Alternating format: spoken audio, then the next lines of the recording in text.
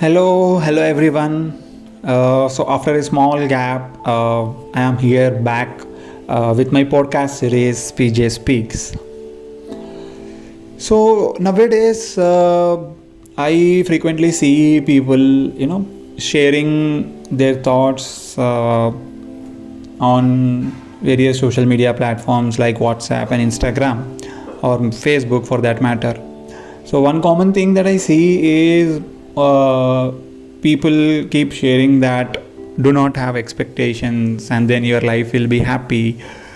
Don't expect more from people so that you'll never be disappointed and all.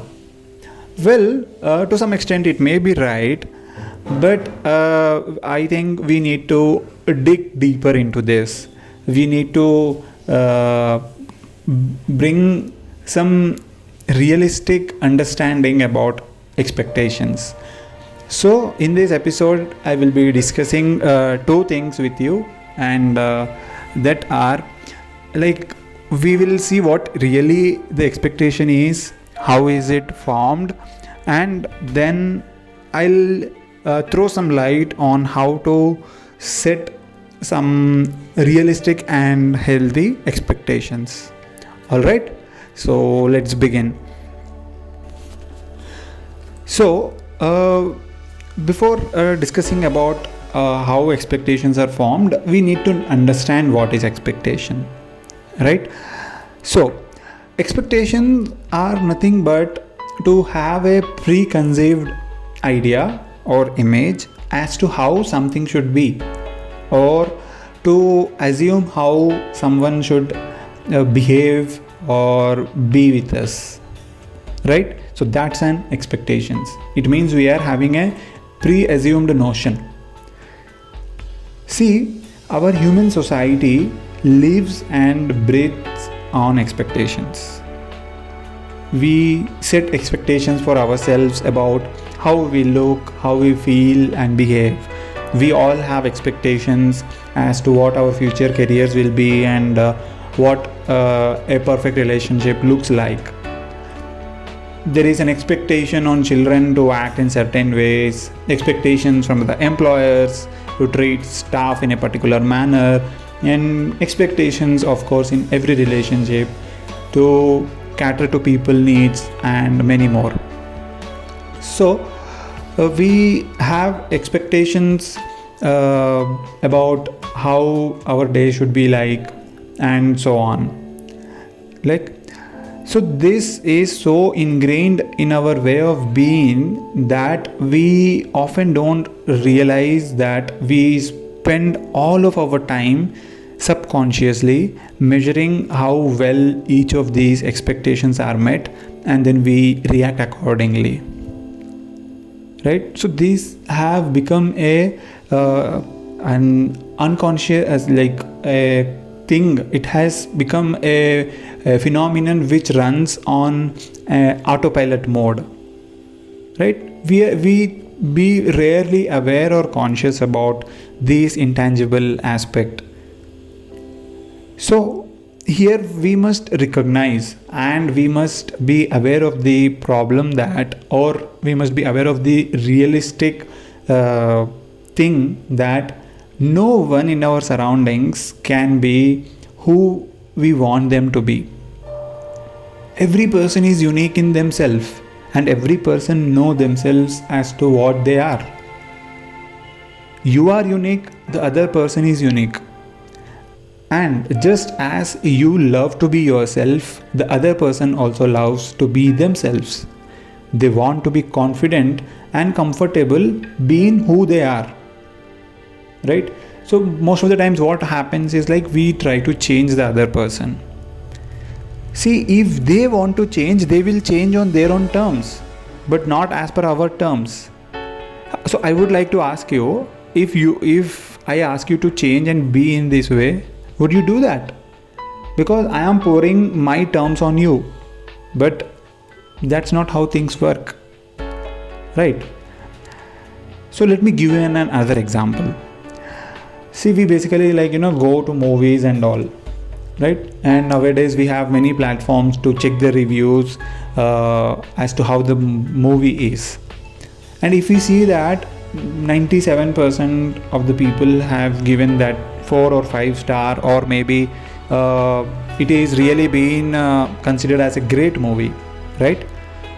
Now the next day you go to movie and you just find that the movie is good but not great, or it did not reach to the expectations as you kept, and then you come out in a disappointed manner, right? So if suppose you did not have any preceding expectations, then you would at least be happy that you have seen a good movie, if not a great one, right? So let me add another example. So we need many things in our day-to-day life, and to buy them we step out and get it from the market. So suppose you visited first shop, you did not find that there. You visited second shop, you did not find that object there, or that item that you need. Then you went to third shop and you got it there. So suppose that happened again in the second time too. You again visited the first shop for the second time, you did not find that item there, and then you jumped to third shop, you found that again there. So because of these incidents and experiences, what happens is you set an expectation from the third shop automatically that yes, for whenever I need this thing, I will visit this shop. So you expect that thing to be found in the third shop. So our reaction to the things and situations are dictated by our expectations rather than the outcome itself, right? Here what happened is like outcome is what is shaping, right? So the outcome is what it is. So our level of satisfaction or dissatisfaction with the outcome varies according to our expectations. And if you see very deeply, our expectations are nothing but a story, right? So they are a story we tell to ourselves about how the world is or how the world should be. Now, again, how are these stories framed in our mind? As we discussed the examples, they are a story based on past experiences and outcomes, and based on our desires and wants, right? So when these everyday fluctuations of life occur and these stories don't match the reality, our emotional reactions fluctuate accordingly, right? So our expectations are purely based on experiences, desires and wants. So now, having said this, you would figure out, or you would like to know, that how to set some healthy expectations or some realistic expectations. So here are few ideas for you, or take it as a solutions and then try to implement it in your everyday life, with every relationship, with every person that you meet. Number 1, firstly, be honest with yourself about what you are expecting. If you are honest and if you are clear, then you are halfway there. Then, as we all know, communication is the key for a happy relationship. Always communicate your expectations to others clearly and directly. Number 3, ask yourself if those expectations that you are setting are realistic or not. Number 4, consider the consequences of your expectations not being met. See, as we discussed few minutes ago, that situations keep fluctuating, surroundings keep changing, people grow every day. So if our expectations are set on particular parameter and are not upgraded accordingly with time, then definitely there will be consequences. So you must figure out what will be the consequences, or at least be prepared for the consequences if your expectations are not being met. Number 5, accept that you can't control everything, right? So These healthy expectations are always key to maintaining proper and happy relationship with others and as well with ourselves. By setting these realistic standards, we can easily avoid feelings of disappointment and allow for more positive outcomes in our lives. And please always remember this: when your expectations does not meet the reality, it's perfectly okay to feel upset or frustrated. But when you feel upset, just try to stay calm and focus on what you can do the next, but not just cling on that frustration, right? So it's perfectly okay. We all are humans, we all have emotions, we feel bad, we feel frustrated, but don't cling on it. Just set your mind, understand where did this thing go wrong, and keep moving on.